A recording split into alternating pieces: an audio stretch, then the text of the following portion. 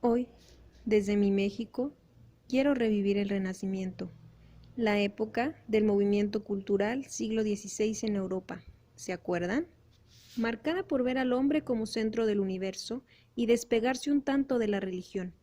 Me puedo remontar a esa época y visualizar lo diferente que se ve todo, deslumbrantes edificios y tan hermosas esculturas, y todas esas pinturas. Es maravilloso. Aquí la gente se comporta de una manera tan distinta. ¿Cómo no puedo pensar que muchos en la época mostraron y dieron tanto hasta dejar marcados sus nombres en cada pintura, en cada escultura, escritos, poesías y qué decir de la música? Esa música clásica tan diferente y tranquila. Eso sí que es distinto hoy en día. Sí, también se vivió en mi México. Ahí también se ven tantos cambios: música, cultura, arte, literatura y política, sobre todo en esta última.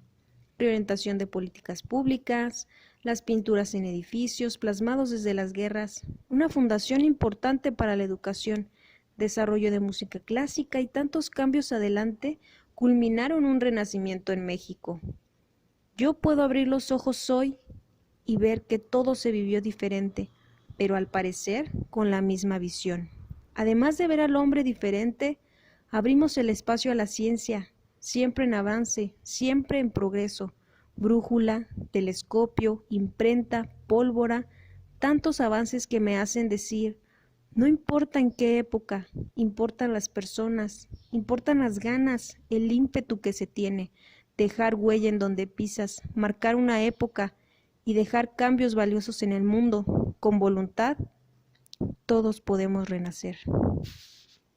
Do, Patum Dominus, salutare conspecto natum Dominus, gentium do, adegit mundo cessare de scribitur factum Dominus, omnium res do, nascitur salvare cor veriti et con lassare Dominus. El Renacimiento surge en el centro de Italia y después se extiende por toda Europa. El cambio de pensamiento fue impulsado por los burgueses, quienes anhelaban recuperar los conocimientos y costumbres que se tenían en la época clásica. Suponía una nueva forma de comprender el arte, las artes liberales ya no estaban controladas y también se buscaba una formación científica y gran capacidad de creación. El objeto de la época era el ser humano. Había un nuevo humanismo que buscaba al hombre ideal en equilibrio con la naturaleza.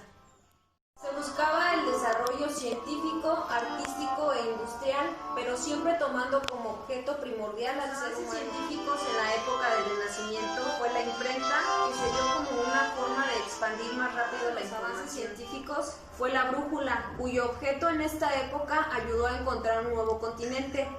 El telescopio, que fue perfeccionado por Galileo Galilei, y su principal inventor fue Copérnico.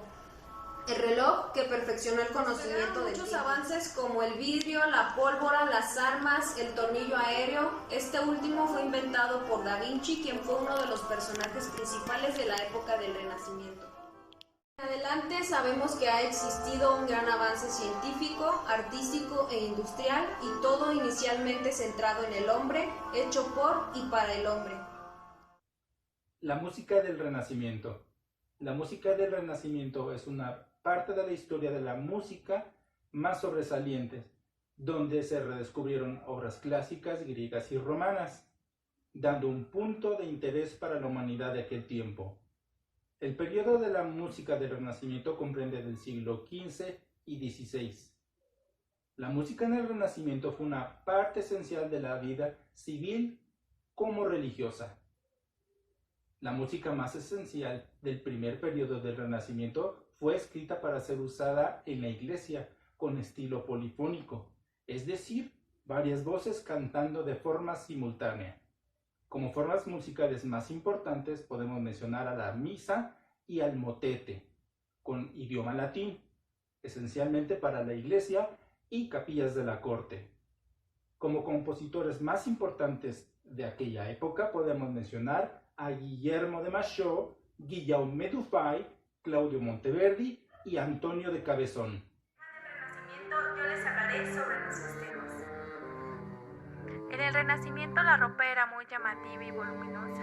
En la sociedad alta era de algodón y de seda, que eran materiales extremadamente caros en esa época. Los festejos del Renacimiento no son como en la actualidad. En la actualidad la novia va vestida de blanco, como sus invitados van sus conocidos y familiares. En el Renacimiento iba todo el pueblo, sin importar que conocieran al anfitrión. Si se casaba una persona importante, iba todo el pueblo o ciudad, aunque el anfitrión no conociera a todas las personas. Había mucha comida de todo tipo, como pan, carne, especies, frutas y vegetales. Ahora les hablaré sobre las costumbres, con 5 datos curiosos sobre ellas. Como las clases sociales estaban muy separadas, las fiestas de la clase alta eran muy grandes y con mucho lujo. Se celebraban principalmente matrimonios, pero estos no eran como los matrimonios de hoy.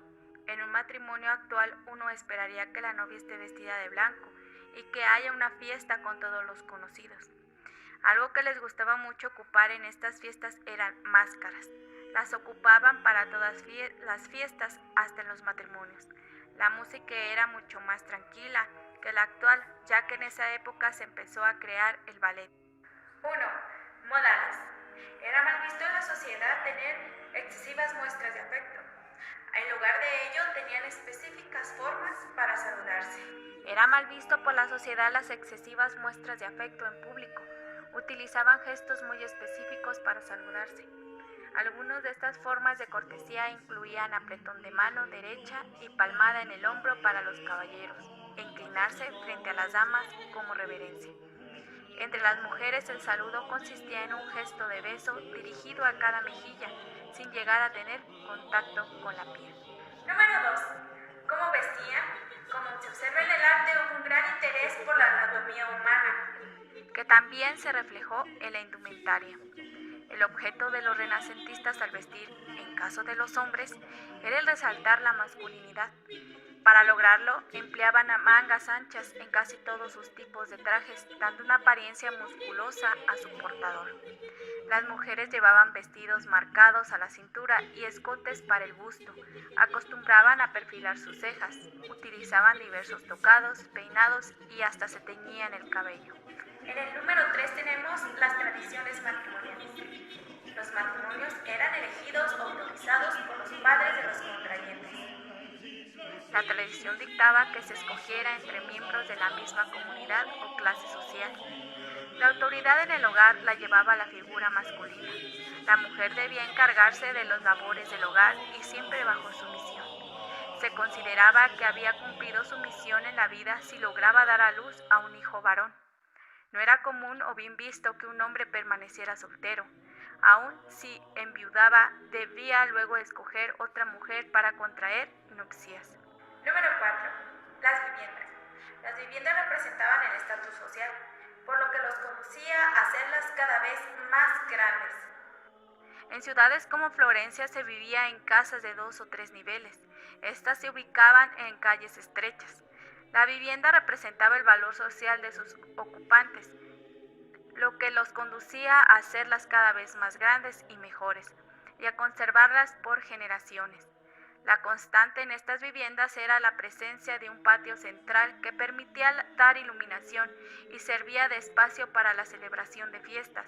En el número 5 tenemos el estudio de los clásicos. En el Renacimiento, la instrucción en el conocimiento de la vida clásica se vuelve primordial, tanto para las familias adineradas como para los individuos de estratos bajos. Los primeros comenzaron a adquirir libros en latín, hacían reuniones para discutir los ideales de Platón y estudiaban griego.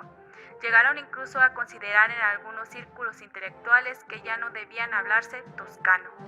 Para los segundos, el estudio del mundo clásico servía como plataforma para ascender socialmente, ya que así podían ser empleados por grandes señores para trabajar en diversas áreas, sobre todo las vinculadas a las artes.